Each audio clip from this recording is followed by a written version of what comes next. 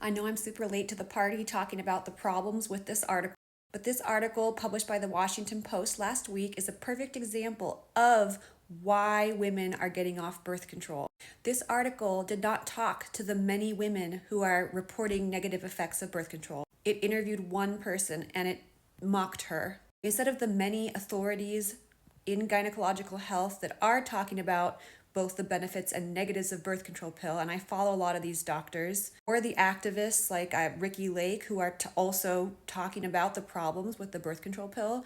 It ignored all those like academic sources and like broad, big sources calling people out, and it only targeted one woman who is basing her own personal experience in the negative effects, and then it's ridiculing her because she's not a researcher or doctor and she's daring to talk about her personal experience. It did not cite the many medical journal articles talking about all the different things that the birth control pill can do. It only focused on women complaining about weight gain, and it kind of minimized that as if that's something that's like a silly concern that you shouldn't really be bothered by because it's cosmetic. It's not. And then it talked about blood clots and it just minimized that. There are so many other things the birth control does. The birth control completely changes your hormonal profile.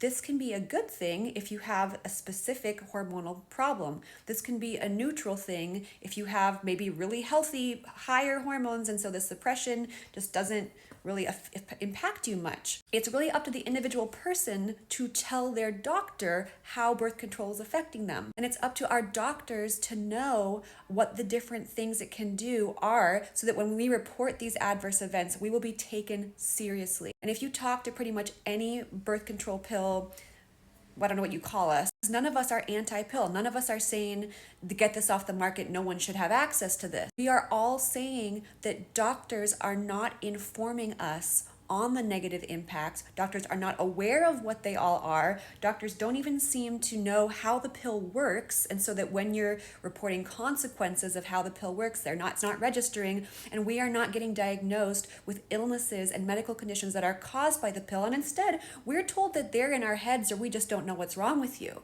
and keep taking the pill because that's medicine. I don't think anyone's going to watch this far into my video, but if you are, and if you're the Washington Post, I'm going to share a couple of the academic journal articles that specifically impacted me that doctors didn't know about or care about, that I got misdiagnosed for with conditions for years that were caused by low hormones from hormone suppression from the pill. That is not misinformation, that is medical fact. The scariest part about this article is that the authors of this article are actively working to get any woman talking about the negative impacts that the pill had on her to get her social media deleted. That is just freaking terrifying, that we are being censored because we are speaking about the truth of what has happened to our bodies.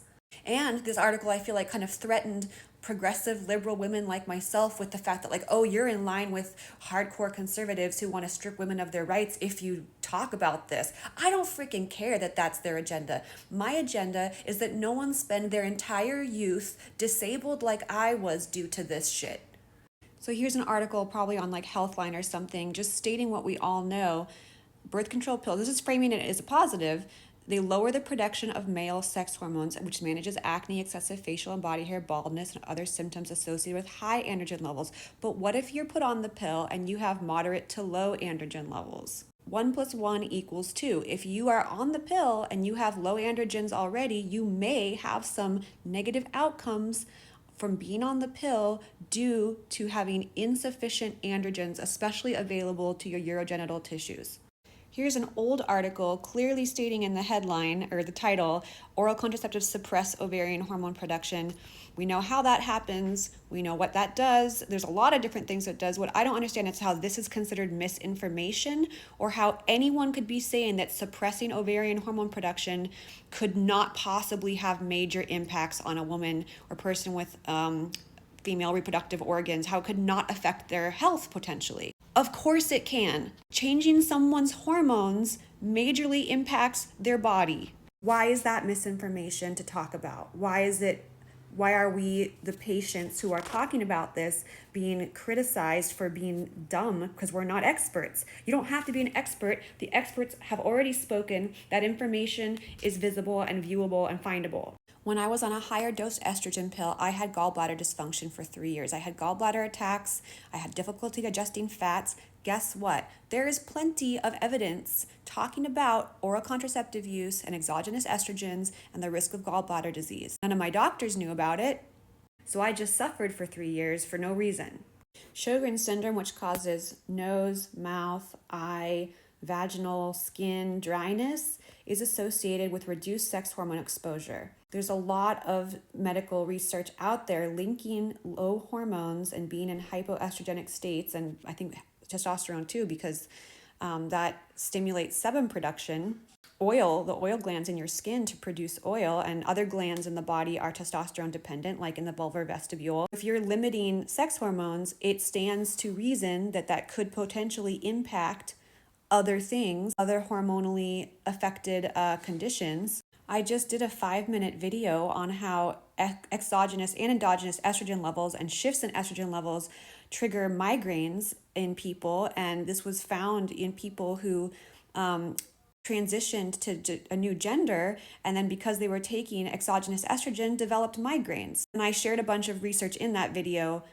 I didn't make this research. I'm not purporting to be an expert on this. I am sharing research that's out there. I'm linking to the studies showing that messing with your hormones can be related to migraines for some people, to the extent that the World Health Organization has put out a statement that women over a certain age with migraines with aura shouldn't be on oral contraceptives, and women who are under that age who smoke also shouldn't be on oral contraceptives. This is just quoting an actual doctor saying that the birth control pills can shrink the clitoris with probably the androgen, the lowered testosterone reduction. I'm not saying it's genital mutilation. I'm quoting a doctor. I'm sharing a doctor who said that.